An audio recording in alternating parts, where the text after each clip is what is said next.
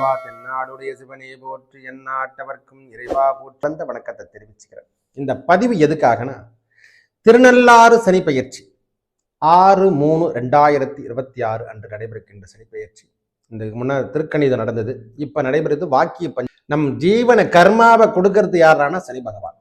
நம் பிறப்பினை தருகின்றவர் யாரானா சனி பகவான். இந்த பிறப்பே கர்மாதான். நாம இல்லைன்னா இந்த பிறப்பு கர்மா நாம செய்யல, பாவம் செய்யவில்லை என்றால் இந்த கர்மாவை கழிக்க வேண்டும். இன்னொரு பிறவி கர்மாவை கழிக்க வேண்டால் சனி பகவானுடைய அமைப்பு, சனி மகா தசை சொல்லக்கூடிய காலத்துல அஷ்டமத்து சனி கிடைக்கும். இந்த சனி பகவான் என்று சொன்னால் மந்தகன் அப்படின்னு சொல்லக்கூடிய அவர் இன்னொரு பெயர் என்ன, மந்தகன், கர்மகாரகன். அதாவது காகத்தின் வடிவை பெற்றவன், காகத்துக்கு வாகனமாக வைத்திருப்பவன், நவ கிரகங்களில் முதன்மை தன்றை சொல்லக்கூடிய தலைமை காலத்துலதான் திருமணமே நடக்கும். அப்பனா தெரிஞ்சுக்கோ, கண்டக சனியில் தான் அவனுடைய பிரச்சனை விடுதலை பெறுகின்ற நாட்களாக இருக்கும். அஷ்டமத்து சனியில் தான் அவர், அதுக்கப்புறம் தான் பாக்கியத்தை கொடுக்கக்கூடிய பாக்கிய சனியா வருவார். அப்போ நம்மளை பார்க்கப்படுகின்றார், சோதிக்கின்றார், அதுக்கப்புறம் தான் இன்பத்தை கொடுக்கின்றார்.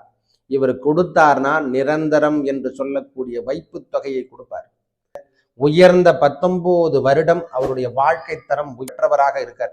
சனி பகவானாவே செவ்வாய் பகை, சனிக்கு செவ்வாய், புதன் நட்பு, ராகு நட்பு, சூரியன் சந்திரன் பகை பெற்ற கிரகங்கள். ஆனா அவரும் 7ஆம் இடம் என்று சொல்லக்கூடிய வரத்தால கேந்திர